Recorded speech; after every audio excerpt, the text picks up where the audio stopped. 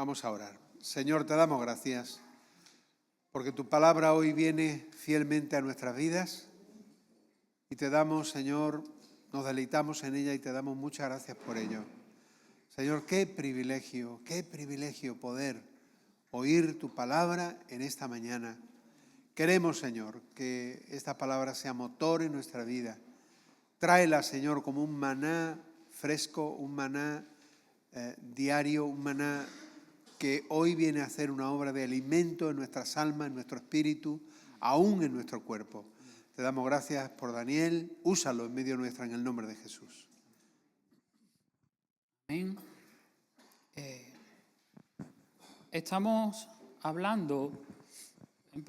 hablar la semana pasada de las ligaduras del alma.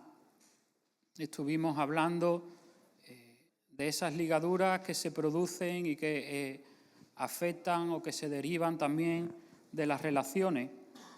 Estuvimos hablando de esas ligaduras que se producen cuando tomamos decisiones incorrectas, y hablamos también de las ligaduras que se producen cuando no somos capaces de romper con ciertas relaciones cuando es el tiempo en las que se han de romper.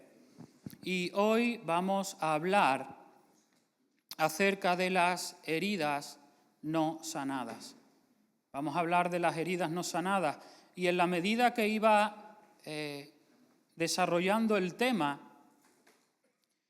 más allá de todos mis esquemas y de mis ideas, yo tenía pensamiento de tratar este asunto en el día de hoy, pero el Señor lo ha ido desarrollando, dimensionando, amplificando en mi espíritu a través de su palabra, y estaremos hablando de las heridas no sanadas, Dios mediante, hoy, el domingo que viene y el siguiente.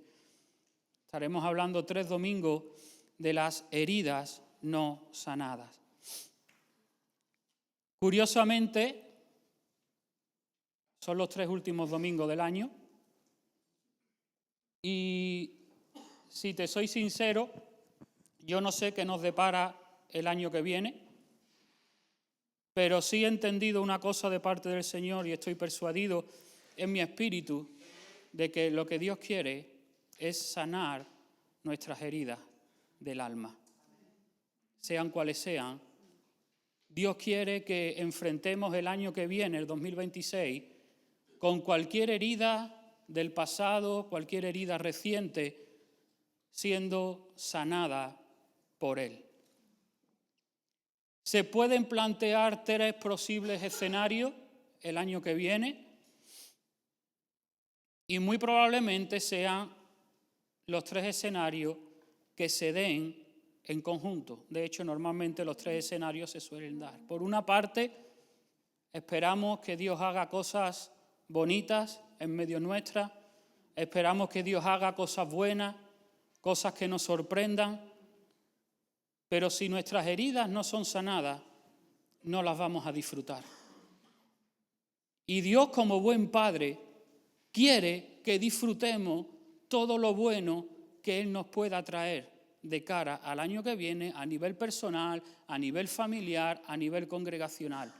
Pero si no somos sanados en nuestras heridas del alma, en nuestras heridas del corazón, no las vamos a poder disfrutar como Él quiere que las disfrutemos para darle a Él la gloria. Otro escenario posible, y que también se suele dar, es que Dios empiece a demandar y a exigir más de nuestras vidas. Pero si nuestras heridas no son sanadas, no vamos a poder responder. ¿Por qué? Porque no vamos a tener la fuerza y no vamos a tener el ánimo. Entonces no vamos a poder responder a las demandas que Dios traiga de cara al año que viene. Y un tercer escenario que se abre por delante es que puedan venir, y Dios quiera que sean las menos posibles, pero que vengan situaciones duras y difíciles.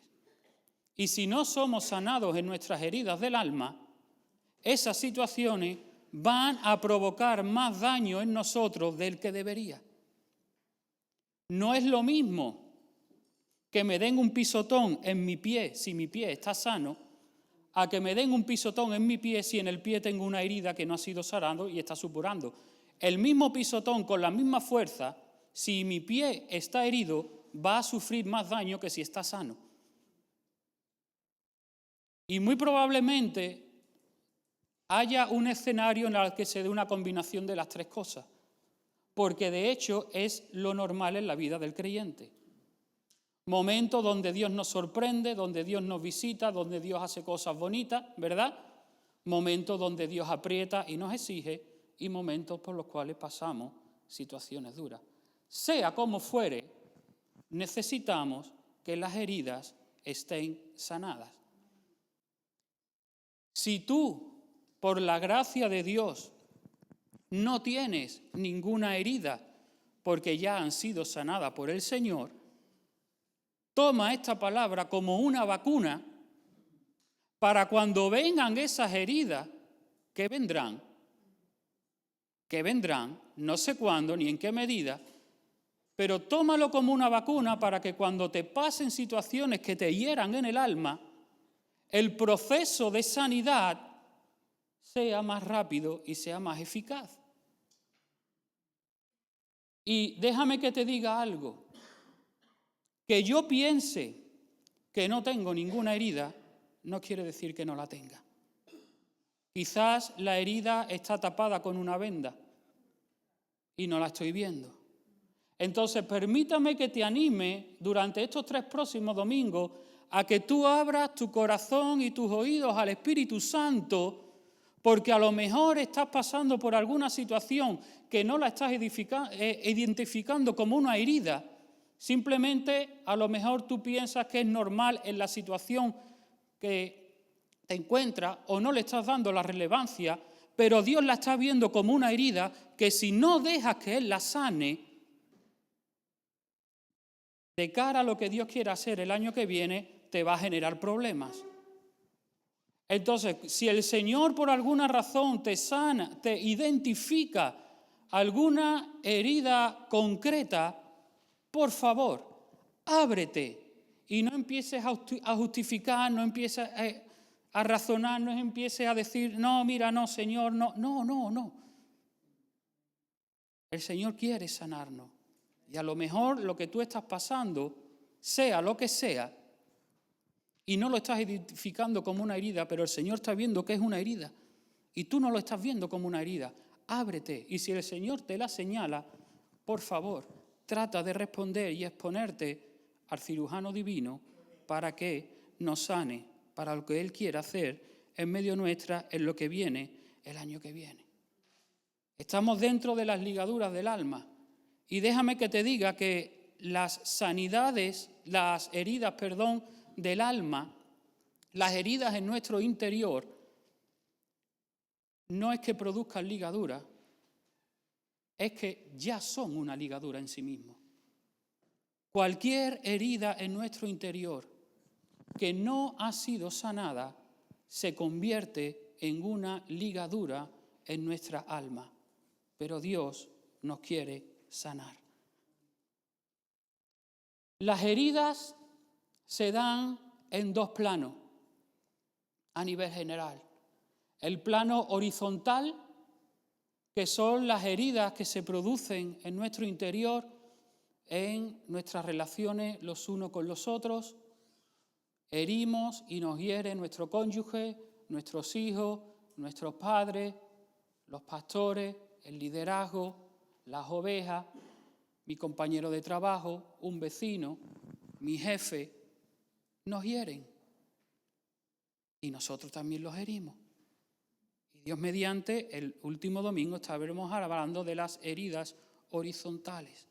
Pero después están las heridas verticales. Y estas son muy peligrosas. ¿Qué son las heridas verticales? Las heridas verticales son las que se producen en nuestro interior cuando pasamos por situaciones duras, situaciones complejas, dolorosas, situaciones que no siempre entendemos o comprendemos. Muchas veces ni tenemos las respuestas, ni Dios nos la da. A veces percibimos la situación como algo injusto que no merecemos y quizás pueda darse el caso de que así sea.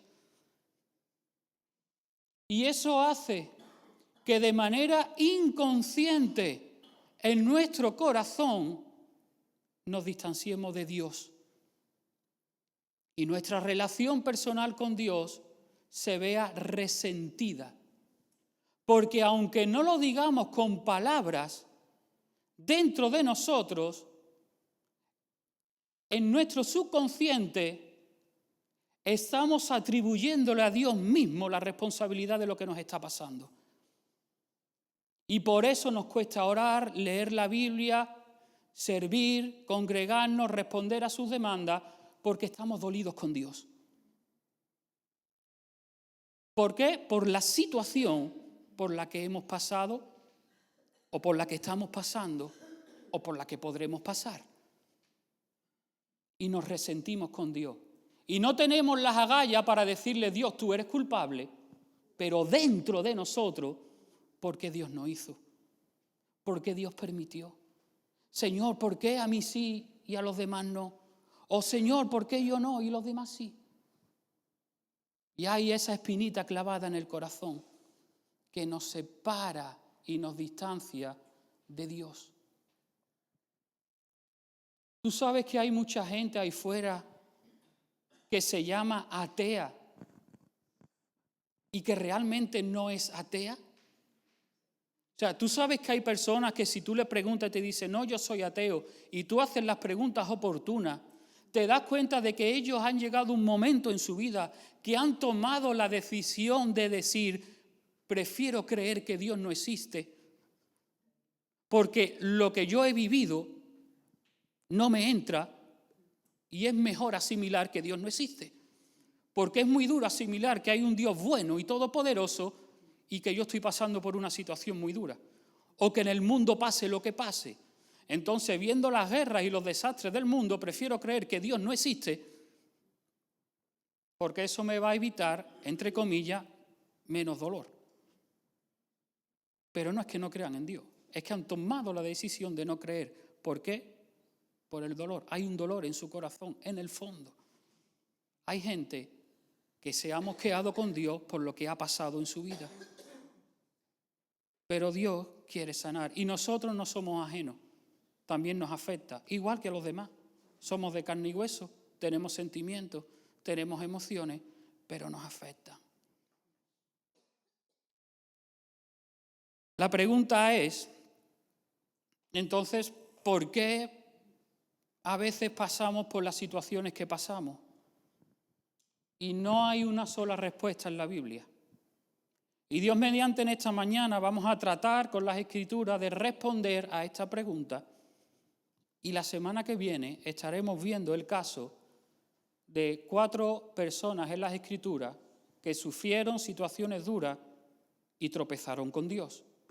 Pero en esta mañana vamos a ver por qué a veces pasamos por situaciones duras y situaciones difíciles y situaciones que no podemos entender muchas veces o que no se explican muchas veces y que nos hacen mucho daño.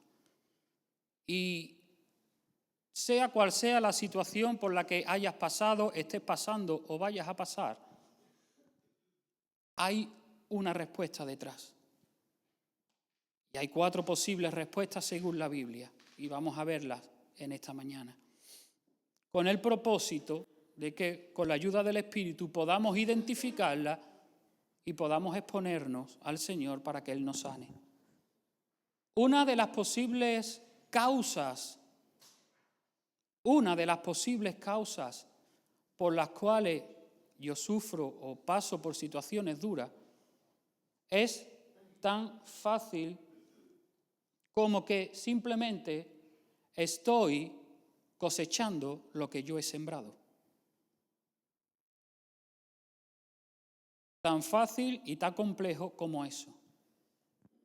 A veces las situaciones duras por las cuales yo paso son solamente el fruto de lo que yo sembré en el pasado. Se activa la ley de la siembra y de la cosecha. El que siembra vientos, cosecha tempestades. Es una ley del reino, la ley de la siembra y la cosecha. No siempre, no todo lo malo que me acontece es tiene que ver directamente con lo que yo he sembrado, pero otras veces sí, tiene que ver con lo que yo he sembrado. Entonces, mis malas decisiones, mis pecados y mis errores me llevan mañana a cosechar lo que yo hoy he sembrado. Uno de los casos en la Biblia es el caso de Jacob. Jacob durante 20 años vivió siendo engañado y estafado por su tío Labán. 7 años le sirvió para que le diera a su hija Raquel, pero lo engañó y le dio a Lea. Y tuvo que servirlo otros 7 años más, ya van 14 años. Y los últimos 6 años, Jacob estuvo atendiendo el ganado de su tío. Y en ese periodo su tío le cambió el salario 10 veces para estafarle y quedarse él con los beneficios. Pero Jacob maquinó y finalmente él salió ganando. Pero fueron 20 años muy duros, 20 años de injusticia, 20 años de sufrimiento, 20 años de estafa, 20 años de engaños por parte de su tío. Y pasado un tiempo, Jacob volvió a pasar otra 22 años más, creyendo una mentira, como ya os he dicho en alguna ocasión, por parte de sus hijos que le mintieron diciéndole que José había muerto. Así que vivió 22 años creyendo una mentira y 22 años siendo privado de uno de sus hijos, José. Si tú lo sumas, es un total de 42 años de tragedias, 42 años de engaño, 42 años de situaciones muy duras para Jacob, que fueron el fruto de lo que él sembró años atrás con su padre, porque él mintió a su padre y estafó a su hermano.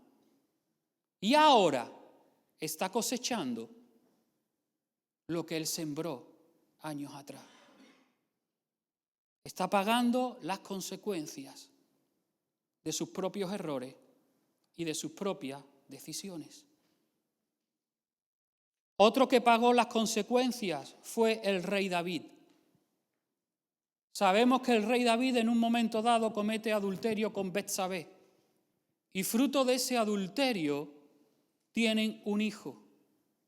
El profeta Natán lo confronta. David se arrepiente y el profeta le dice, vale, tu pecado es quitado. Dios te ha perdonado. Le dice, pero tu hijo va a morir. Déjame que te diga que el hecho de que nos arrepintamos y Dios nos perdone no quiere decir que vaya a evitar que paguemos las consecuencias de nuestro pecado. En los años 80 y en los años 90 hubo un gran movimiento de parte de Dios y muchos drogadictos se convirtieron al Señor. ¿Cierto o no? Muchos drogadictos se convirtieron al Señor. Fueron sus pecados perdonados. Nacieron de nuevo. Algunos fueron sanados y otros murieron de sida, pagando las consecuencias de su pecado. ¿Los perdonó Dios? Sí, pero pagaron las consecuencias y murieron de sida. Una cosa no quita la otra. A veces pedimos perdón al Señor como los niños, ¿verdad?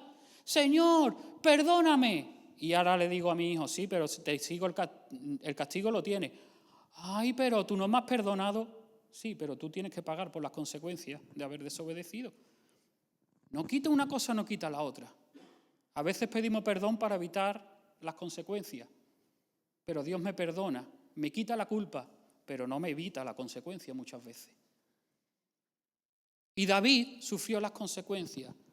Una semana se metió el rey David a ayunar y orar para que el hijo sanase. Una semana de oración y ayuno para que el hijo no muriese. Y el hijo muere. Y están ahí los siervos hablando entre ellos, ha muerto el niño. ¿Y qué hacemos ahora? ¿Se lo decimos al rey? ¿No se lo decimos? Y por ahí uno dice, no, hombre, ¿cómo se lo vamos a decir? Mira, llevo una semana afligido porque el hijo está enfermo. Si le decimos que muere, y David que los ve, y David que no era tonto, los ve hablando y le dice, ¿qué? ¿Ha muerto el niño? Y ellos le dicen, sí, el niño ha muerto. Ahora, a mí lo que más me sorprende es la reacción del rey David. Si nos vamos a 2 de Samuel, capítulo 12, en el versículo 20, dice así. David se levantó entonces de la tierra, después de que le han dicho, el niño ha muerto. ¿Ha muerto el niño? En el versículo 19. ¿Ha muerto el niño? Le respondieron ellos, ha muerto. Y cuando él recibe esa trágica noticia de que ha muerto el hijo, dice, David se levantó de la tierra. Lo primero que hace, se levanta de la tierra. ¿Sabes lo que está haciendo David? Toma la decisión de no quedarse hundido y postrado ante esa tragedia. Toma la decisión, me levanto. Yo no me quedo postrado en tierra. No voy a dejar que esta situación me hunda y me tenga tirado por tierra. ¿Es dura la situación? Claro que es dura, pero no voy a permitir que esta situación me deje tirado en tierra. Me levanto, y se levantó. Lo segundo que hizo, dice, se lavó y se ungió y cambió sus ropas. Y cambió sus ropas. Las ropas que llevaba, las ropas que se utilizaban y la vestimenta y toda la, digamos, la ceremonia que había en torno al ayuno, eran vestimentas de luto, de cilicio, ¿verdad?, que reflejaban tristeza, pero él decide despojarse de esos sentimientos, decide despojarse del dolor. No voy a permitir que este dolor esté dentro de mí. Me lavo, no solamente me levanto, sino que me lavo y cambio mis vestiduras, cambio este dolor, cambio este sentimiento, lo cambio. No me voy a quedar ahí. Yo salgo del dolor por la situación que estoy enfrentando. Decido salir de ahí. Lo tercero que hace, dice, entró a la casa del Señor. ¡Wow! ¿Sabes lo que hizo en medio de esa situación? Se acercó más a Dios. Normalmente este tipo de situaciones nos alejan de Dios. Pero él dijo, no, yo no voy a permitir que esta tragedia me aleje de ti, Señor. Me acerco a ti. Escúchame, las situaciones duras y difíciles provocan dos reacciones. O me alejan de Dios o me acercan a Él. ¿Quién toma la decisión? ¿La circunstancia? No, la tomo yo, la tomas tú. Y David decidió. Y lo último que hizo, adoró. Mi cabeza hace... Mi hijo muere y yo te adoro. Normalmente me mosqueo. Señor, una semana orando y ayunando, ¿y por qué no haces nada? Hay dolor en mi corazón. Pero David adoró. ¿Tú sabes lo que eso significa, que David adorara? Lo que está diciendo es, Señor, todo está bien contigo. Todo está bien contigo. Lo que a mí me pase no define ni quién tú eres ni cómo tú eres. Todo está bien contigo. Te adoro. Asumo que estoy pagando las consecuencias de mis errores y que todo está bien contigo. El mundo tiene la costumbre de echarle la culpa a Dios de todo. No, la culpa es de Dios. Si Dios es bueno, ¿por qué permite? Si Dios es justo, ¿por qué pasa? Si Dios es todopoderoso, ¿por qué no hace nada? Señor, todo está bien contigo. No entiendo, no comprendo. Todo está bien contigo, Señor. Eso es santificar el nombre de Dios. Señor, tú no eres responsable. Señor, tú no eres culpable. Señor, todo está bien contigo. ¿Y sabe qué es lo que más me choca de todo esto? Que este hombre vivía en el Antiguo Testamento y no tenía el Espíritu Santo dentro de él. Y nosotros por menos y con el Espíritu tropezamos más que él. Nosotros tenemos ahora el Espíritu Santo dentro de nosotros para poder superar cualquier situación igual o más dura que esta con mayor victoria, y aún así nos cuesta más.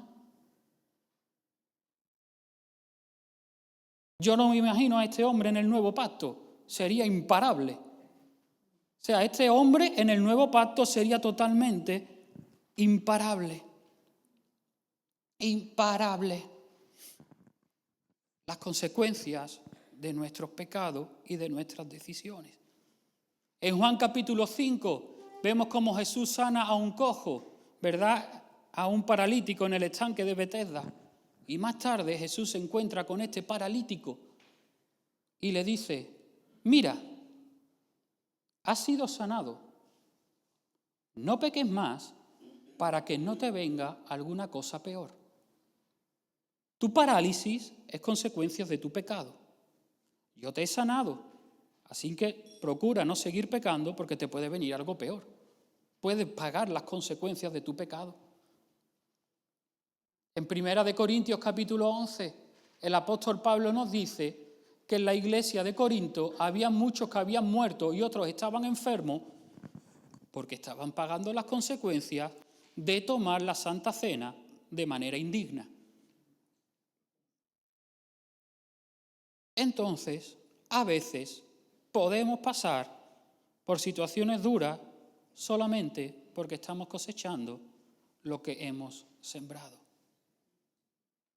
Y si preguntamos al Señor por qué estamos pasando por esta situación y el Señor, el Espíritu Santo, nos dice, mira, estás cosechando lo que tú has sembrado aquel día, deberíamos de adoptar la misma actitud del rey David. Vale, Señor, asumo mi responsabilidad y no voy a permitir que esto me aleje de ti. Todo está bien contigo, vamos adelante. Porque después de todo eso el rey David se levantó, pidió que le dieran de comer y vamos adelante, que hay un reino que gestionar. Hay un propósito que cumplir. No me puedo quedar aquí tirado en tierra. Asumo mi responsabilidad. Todo está bien contigo, Señor, y vamos adelante, que hay un propósito que cumplir.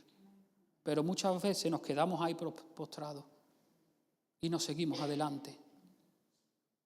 Pero si un hombre pudo en el antiguo pacto, ¿cuánto más tú y yo en el nuevo pacto podremos? ¿Es fácil? No, no es fácil. No estoy diciendo esto que sea fácil, porque hay situaciones y situaciones.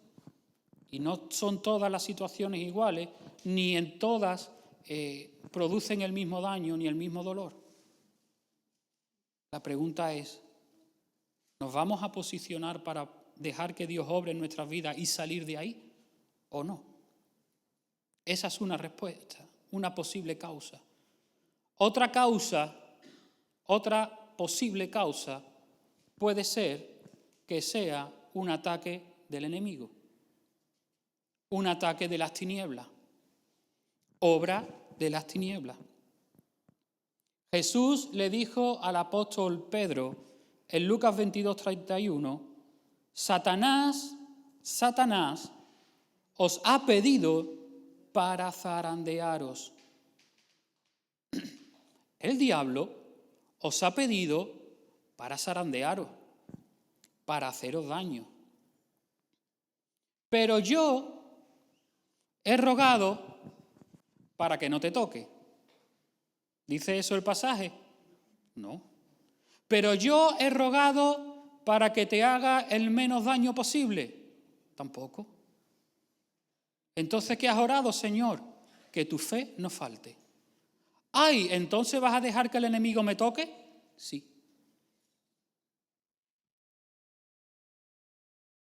Pero yo voy a orar para que tu fe no falte.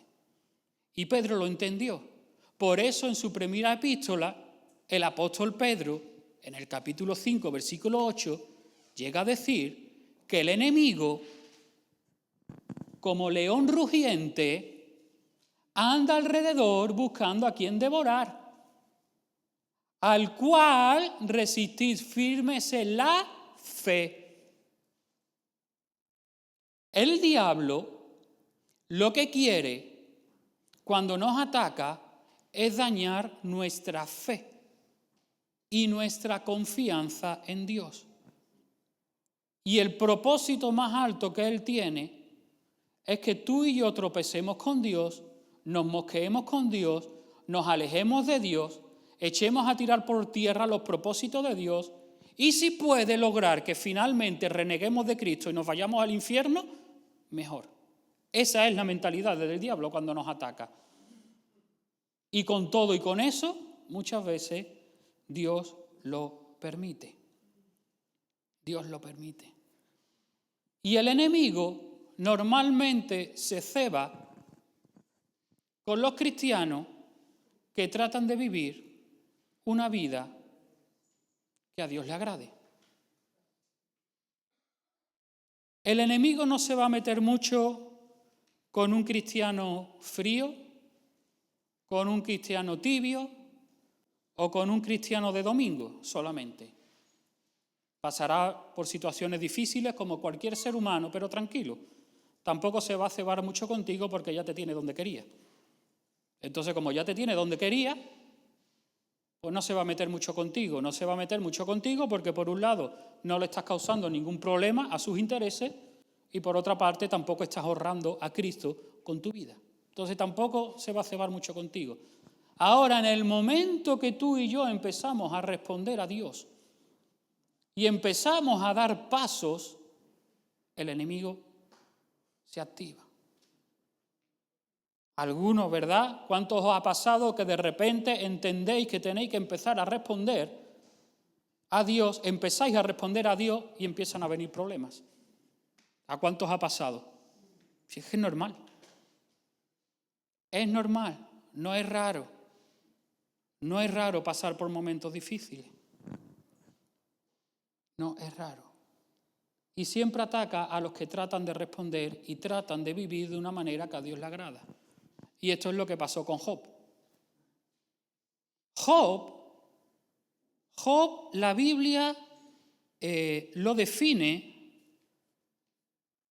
en el capítulo 1, lo define como un hombre perfecto y recto, temeroso de Dios y apartado de mal. O sea, un hombre, vamos a decir, ejemplar. Un hombre que vivía en santidad. Fijaros qué altura espiritual, qué talla. Además, era un hombre tremendamente bendecido por Dios en todos los ámbitos de su vida.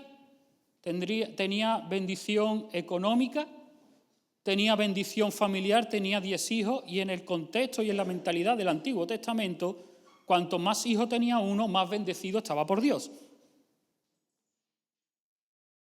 Y además era una persona de cierta influencia social y reconocimiento social. O sea, era una persona, y aparte de todo esto, era un hombre que entendía y conocía a Dios dentro de unas limitaciones y que ejercía como sacerdote a favor de sus hijos, porque él ofrecía sacrificio por si acaso sus hijos hubieran pecado delante del Señor. O sea, un hombre con una talla espiritual alta, hasta tal punto que tú te pones a leer y da la impresión de que Dios estaba, entre comillas, orgulloso de él.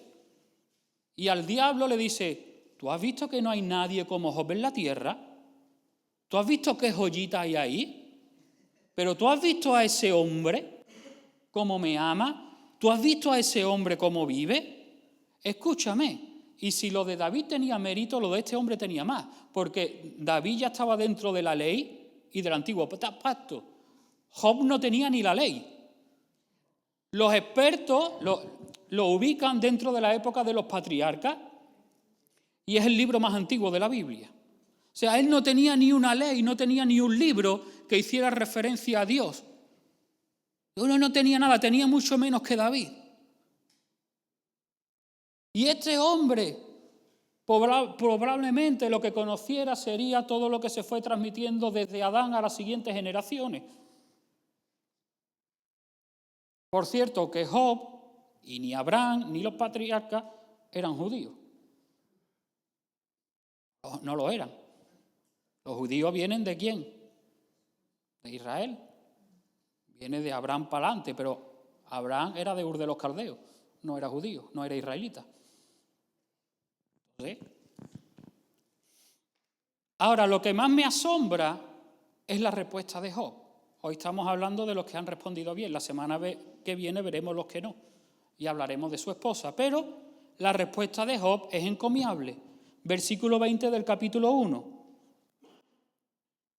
Después de que le pasa todo esto, dice, entonces Job se levantó. Anda, otro igual que David. Se levantó. ¿Qué es lo que le había pasado a este hombre? Bueno, conocemos la historia, ¿verdad? Viene a la más absoluta de la pobreza. El diablo le dice, Dios, déjame que... Dios le da permiso y viene a la más absoluta de la pobreza, viene a la miseria, pierde toda su riqueza, pierde todas sus posesiones, pierde a los 10 hijos. A los 10 hijos, no a uno ni a dos, los pierde a los 10. Y encima le viene una enfermedad que lo deja postrado en cama, prácticamente impedido. Y en medio de todo eso, él se levantó. Igual que David. Y además, dice, rasgó su manto, rasguró la cabeza, luego, postrado en tierra, adoró. ¡Hala! Otro igual que el rey David. Señor, todo está bien contigo. ¿Y qué hacemos nosotros muchas veces? Para eso, Señor, vivo así.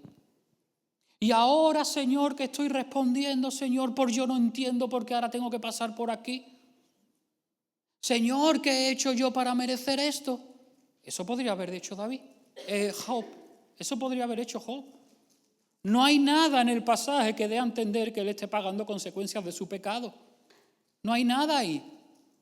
Y él se podría haber mosqueado, Señor, a ver, ¿yo qué es lo que he hecho? De hecho, después los amigos le echaron la culpa a él. Esto es porque tú estás pecando, pero no era así. En el caso de David sí, pero en el caso de Job no era así. No había hecho nada malo, pero el diablo lo tocó.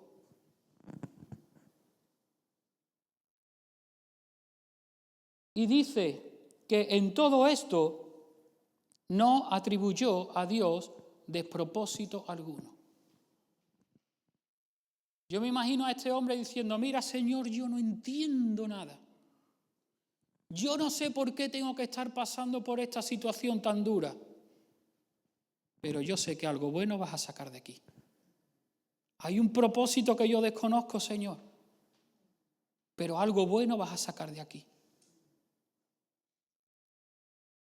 Y para colmo, lo último que hace, el versículo 3 del capítulo 2, el Señor, hablando con Satanás, y le dice, ¿no te has fijado en mi siervo Job, que no hay otro como él en la tierra, hombre perfecto y recto, apartado de mal? Dice, todavía mantiene su integridad. Todavía mantiene su integridad. Y a veces ahí es donde nosotros tropezamos. Señor, pues ya así no merece la pena orar. Señor, pues no merece la pena vivir en santidad. Señor, para esto trato de vivir una vida que te agrade y ahora tú permites que yo pase por esto, Señor, no merece la pena. Pero Job mantuvo su integridad. Hermano, yo no vivo como vivo porque lo que quiero es que Dios evite que yo pase por problemas. Yo vivo como vivo para agradarle a Él porque lo amo.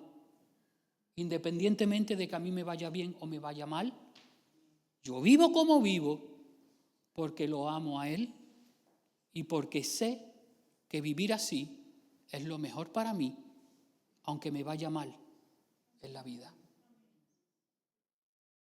Y Job lo entendió. Y Job lo entendió. Un hombre que no tenía la revelación del nuevo pacto, no tenía la revelación de Jesucristo y no tenía el Espíritu Santo dentro de él. Y Dios le dio la vuelta a todo esto. Y Job llega a decir en el capítulo 42, de oídas te había oído, mas ahora mis ojos te ven. Dios usó todo eso para traer una mayor revelación de sí mismo a Job. La tercera causa de por qué a veces pasamos por situaciones duras y difíciles es porque Dios la permite o Dios la provoca con un propósito. Dios la permite o Dios la provoca. En Juan capítulo 9 vemos cómo Jesús sana a un ciego de nacimiento y sus discípulos le preguntan, Señor, pecó sus padres para que naciera ciego. Y Jesús le dice, no. En este caso de este ciego, no es que pecara él o pecara sus padres. En este caso, ha nacido ciego para que las obras de Dios se manifiesten en él. Había un propósito. Dios permitió que naciera ciego por un propósito. Y es que las obras de Dios se manifestaran en la vida de ese ciego. Si ese ciego nace con vista, las obras de Dios no se manifiestan en él porque no hubiera sido sanado. Veía, entonces no se hubieran manifestado las obras de Dios. Entonces a veces Dios permite situaciones en nuestras vidas porque tiene un propósito. En Juan, capítulo 11, tenemos un caso, que es el caso de la muerte de Lázaro. Y en el versículo 3 dice así, las hermanas de Lázaro enviaron este mensaje a Jesús. Señor, el que amas está enfermo. Y Jesús dijo, esta enfermedad no es de muerte, sino que tiene como finalidad manifestar la gloria de Dios. Hay un propósito en esta enfermedad. Y Jesús, versículo 5, amaba a Marta, a su hermana y a Lázaro. Los amaba, segunda vez que dice que los amaba. Los amaba. Versículo 6, sin embargo, a pesar de haberse enterado de que Lázaro estaba enfermo, se quedó 2 días más en el lugar donde estaba. Es decir, para resumir, a pesar de que lo amaba, no hizo nada y dejó que muriera. ¡Ay, Señor! Entonces, escúchame, tenemos que entender algo. Dios me ama independientemente de que a mí me vaya bien o mal. Si a mí me va bien, Dios me ama. Si a mí me va mal, Dios me ama exactamente igual. Y es aquí donde muchas veces tropezamos. Y no obstante, varias veces en el pasaje resalta que Jesús los amaba. Pero el hecho de que Dios, nuestro Padre y Jesucristo nos ame, no quiere decir que vaya a evitar que pasemos por situaciones duras con un propósito específico. Y en este caso permitió que su amigo muriese. Lo permitió. No hizo nada, se quedó allí. Se quedó allí. Y no es que no lo supiera, ni que las hermanas hubieran clamado y se lo hubieran pedido, pero él sabiéndolo y después de ella haber hecho lo que tenían que hacer, Jesús aún así no hizo nada. Y tampoco hay evidencia de que fuera un pecado de ellos, ni que fuera un ataque del diablo. Pero Dios, Jesús, en este caso, lo permitió. Y en el versículo 14 dice así: entonces les dijo claramente, Lázaro ha muerto, y me alegro por vosotros de que yo no haya estado allí para que creáis. Había un propósito más alto, y en este caso el propósito, ¿cuál era? Fortalecer la fe de sus discípulos. Y no solamente la fe de sus discípulos, sino también la fe de Marta y María. Porque Marta vino a Jesús y le dijo, Señor, si hubieras estado aquí, él no hubiera muerto. Ella tenía fe para la sanidad. Y Jesús le dice, ¿crees que él resucitará? Y dice, yo sé que resucitará en el día postrero. Así que también tenía fe en la resurrección de cara a la eternidad. Pero el Señor la quería llevar a un paso más, y es creer que Dios la iba a resucitar a su hermano allí. Quería llevarlos y promocionarlos en un nivel de fe mucho más alto.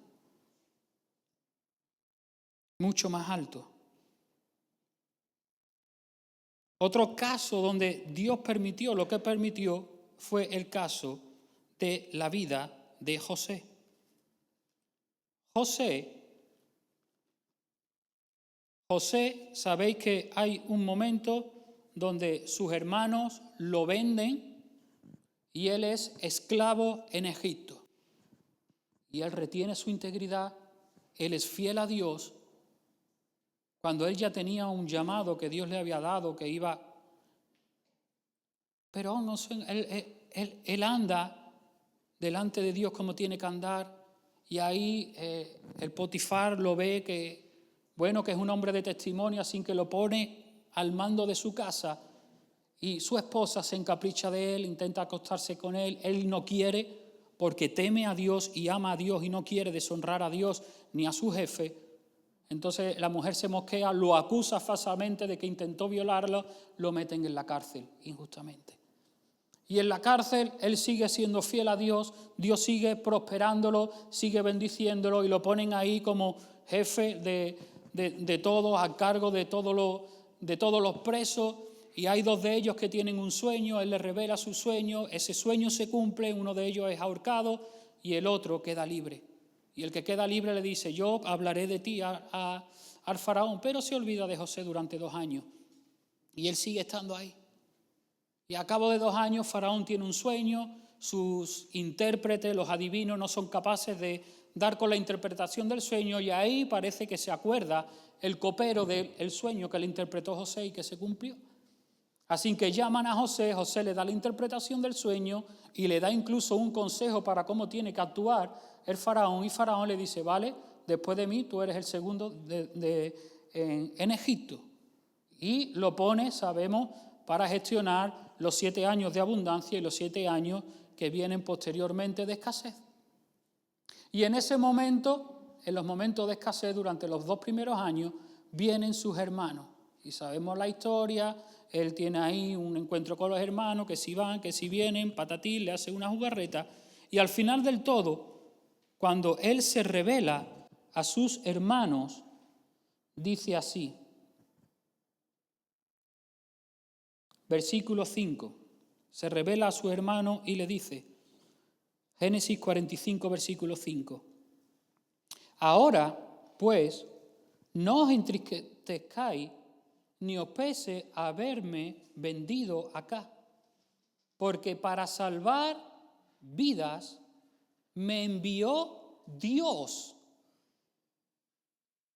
delante de vosotros. Ay, pues ¿no eran los hermanos los que lo habían vendido? José dice, tranquilos.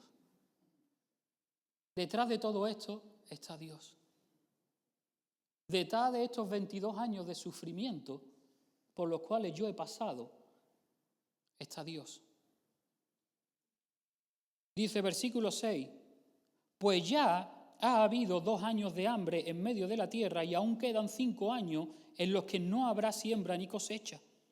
Y otra vez dice versículo 7, Dios me envió delante de vosotros, para que podáis sobrevivir sobre la tierra, con un propósito, para daros vida en medio de una gran liberación.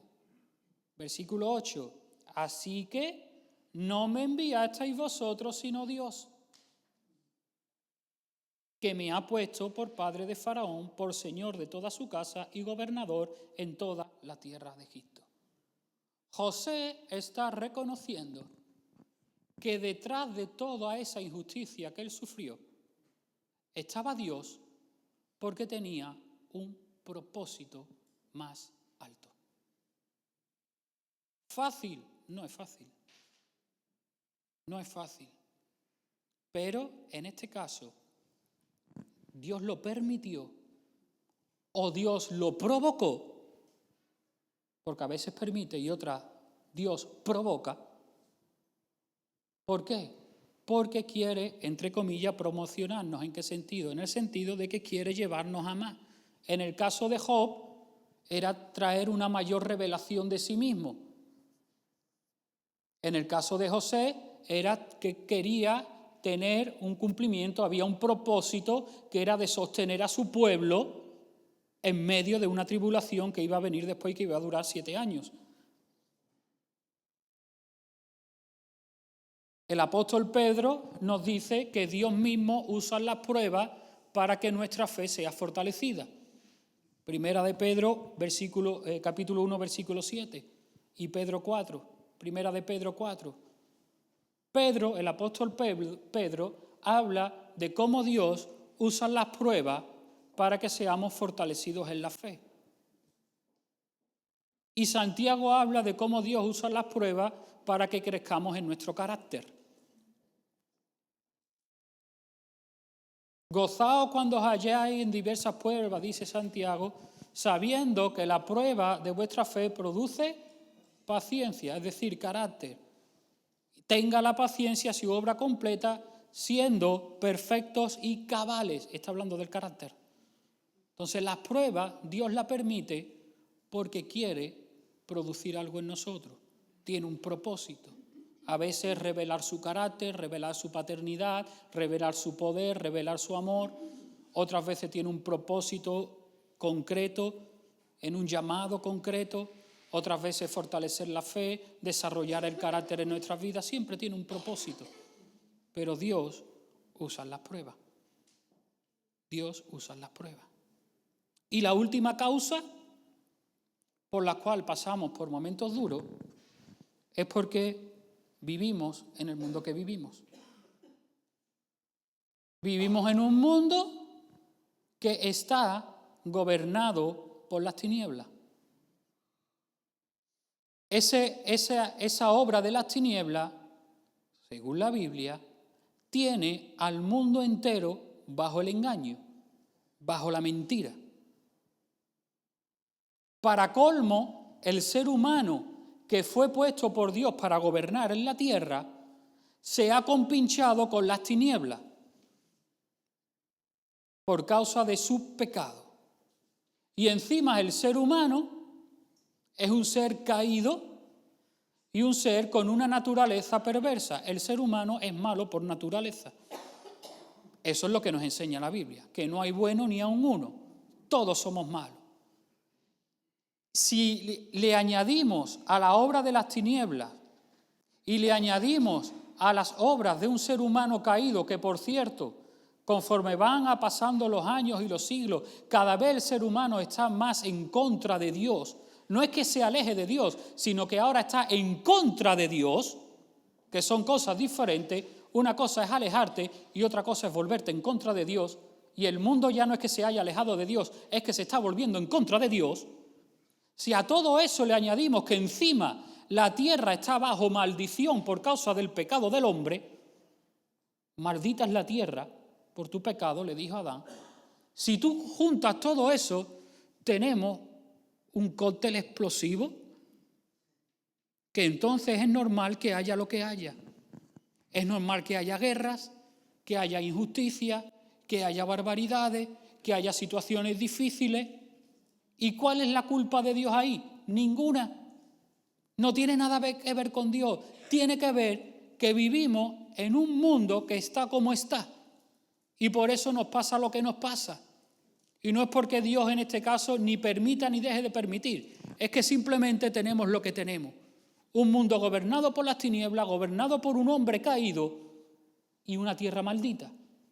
Entonces es normal que pasen cosas malas. Y ya Jesús nos lo dejó claro. En el mundo tendréis aflicción.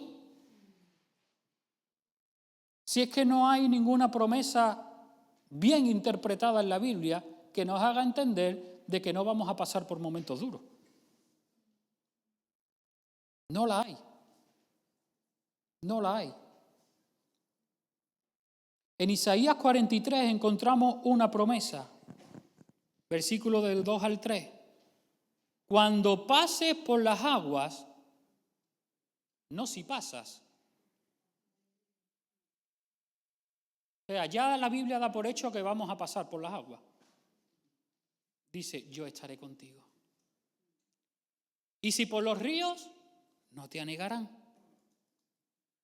Cuando pases por el fuego, no te quemarás, ni la llama arderá en ti, porque yo, Jehová, Dios tuyo, el Santo de Israel, soy tu Salvador. Ya da por hecho que vamos a afrontar situaciones duras, situaciones difíciles. Y la promesa es, en medio de eso, yo estaré contigo. A veces vienen tempestades y Dios las calma. Otras veces vienen tempestades y como a Pedro nos da la fe para que caminemos sobre las aguas. Y si nos hundimos, Él extiende su mano para rescatarnos, pero la tormenta sigue. No siempre Dios va a evitar las tormentas, pero sí que en medio de la tormenta Él va a estar con nosotros, para que eso nos permita seguir caminando con Él, en Él, para el cumplimiento de sus propósitos. Si ya es malo, o mejor dicho, no malo, si ya es duro, si ya es doloroso pasar por la tormenta, pasar por el fuego o pasar por las aguas, no añadamos otra mayor tragedia y nos alejemos de aquel que nos pueda ayudar a no hundirnos en medio de esa tormenta. Es mejor andar en medio de la tormenta agarrado de su mano que vivir en la calma sin Él. El problema es que solamente queremos vivir en la calma. Pero el Señor nos quiere llevar al punto en que lo único que nos importe sea vivir con Él, independientemente de que haya tormenta o no. Vamos terminando y leemos Romanos capítulo 8, pasaje muy conocido.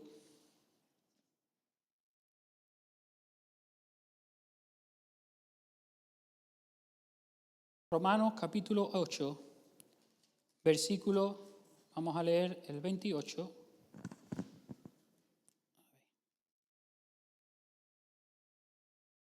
Romanos 8, 28.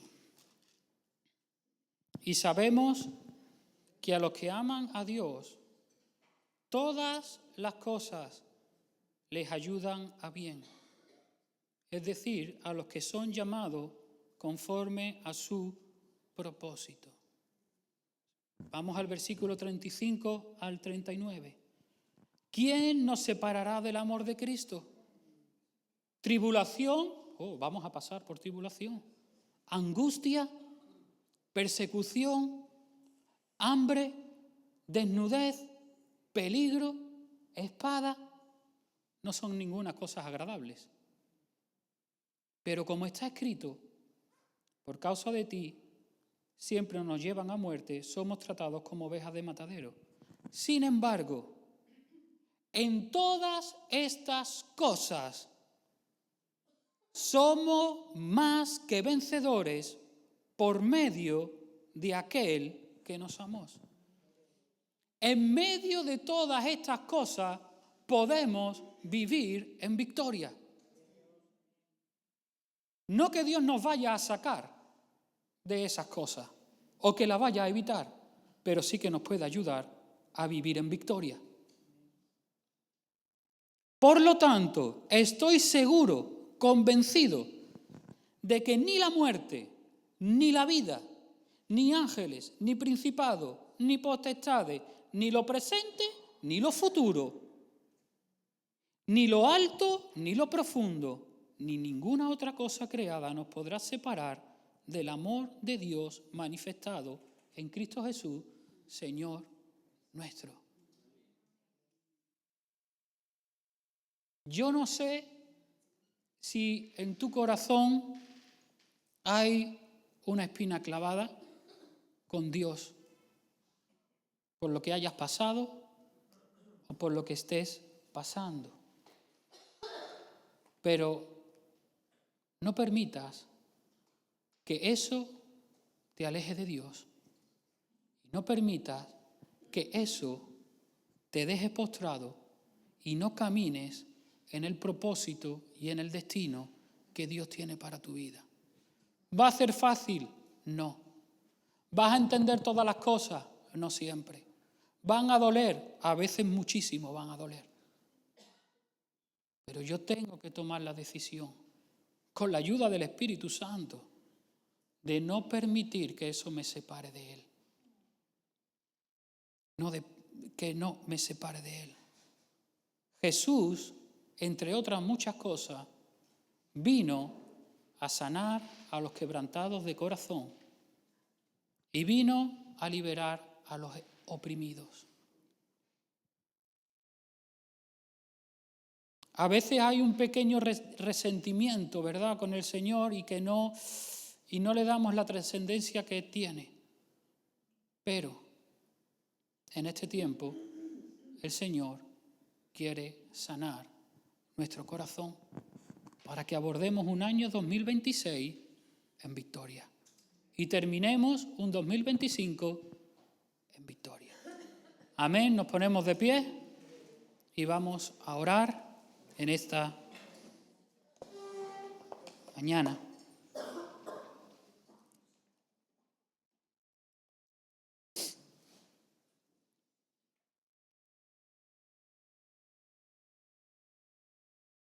Padre, venimos delante de ti en esta mañana, reconociendo, Señor, que en nuestras propias fuerzas nosotros no podemos responder a esta palabra, pero sí decidimos, con la ayuda de tu Espíritu Santo, abrazarla en nuestro corazón para que traiga sanidad, Padre. Tú conoces nuestro corazón, tú conoces nuestros pensamientos, Padre, tú conoces nuestros sentimientos, tú conoces si hay algún reproche en nuestro corazón para contigo, Señor. Y si hay algo que esté mal, si hay algo que en nuestra vida nos esté distanciando de ti, en esta mañana te queremos pedir perdón y queremos decirte que todo está bien contigo, Señor. Queremos decirte en esta mañana, Señor, que no queremos que nada de lo que podamos experimentar, que no queremos, Señor, que ninguna dificultad, que ninguna adversidad en nuestras vidas, presente, pasada o futura, nos aleje de ti, Señor. Queremos, Señor, caminar en victoria en medio de la dificultad, Padre. Padre, quiero rogarte en esta mañana por cada hermano, por cada hermana, por cada familia de los aquí presentes y de aquellos que no han podido venir en esta mañana, que están pasando por pruebas duras, que están pasando por pruebas difíciles, Señor, para que tú los sostengas, Señor, en el hueco de tu mano, Señor. Oramos, Señor, para que sean fortalecidos en la fe. Oramos, Señor, para que puedan experimentar tu amor, tu paternidad, Señor, y que independientemente de la situación puedan avanzar en tus propósitos y en tu destino, Señor. Padre, oro para que en este tiempo tú traigas sanidad al corazón, Padre. Allí donde hay una espinita clavada, donde hay un reproche, donde el enemigo pueda estar sembrando confusión y desánimo, en el nombre de Jesús, que tú vengas, Señor, trayendo sanidad al corazón, Padre. Que tú ministres sanidad desde lo alto, que tú ministres sanidad desde el cielo, que sanidad sea liberada de tu trono hacia nuestros corazones, Señor, en todo aquello que nos está separando de ti. Padre, no queremos que nada nos separe de ti. No queremos que nada nos aleje de tu amor, nos aleje de tu presencia, ni nos aleje de tus propósitos, Señor. Qué mejor que caminar agarrados de tu mano en todo momento y en toda circunstancia, Señor. Y aún en esta mañana, en fe, decimos que aunque hayamos pasado por momentos duros y difíciles, hoy decidimos santificar tu nombre y decir que siempre tú has sido bueno, que siempre tú has sido fiel, que siempre tú has sido justo con nuestras vidas. Padre, decimos que nunca se te ha ido la mano, aunque no hayamos entendido. Que tú nunca has cometido ninguna injusticia, aunque lo hayamos percibido así. Padre, que tú nunca te has equivocado ni se te ha ido de las manos, aunque no lo hayamos entendido ni comprendido, Señor.